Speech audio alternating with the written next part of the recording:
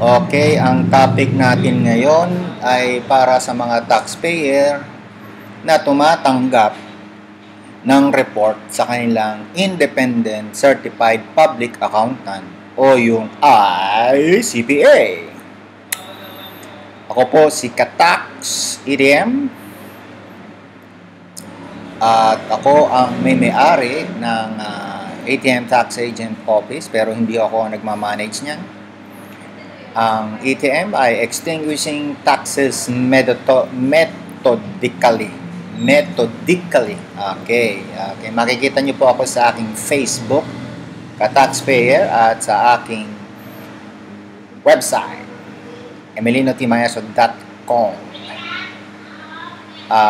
Bago po maubusan kayo ng seats, magpa-register na po kayo. Know the two types of estate planning.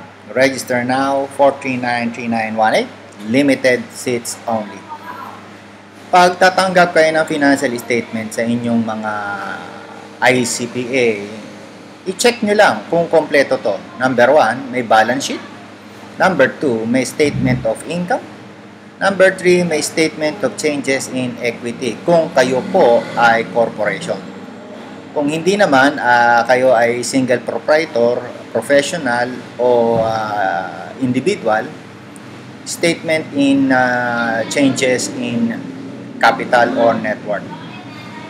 Of course, kailangan din po for individual and corporation ang statement of cash flow at notes to these statements. Ayan. At siguruhin lang po, accredited po ng BIR ang inyong auditor. Ibig kong sabihin, tax agent.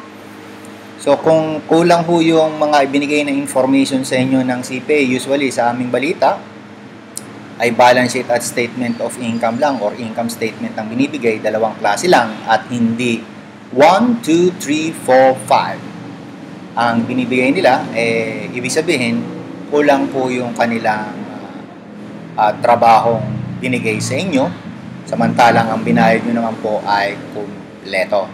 Okay po? So, magkita-kita po tayo. Maraming salamat po.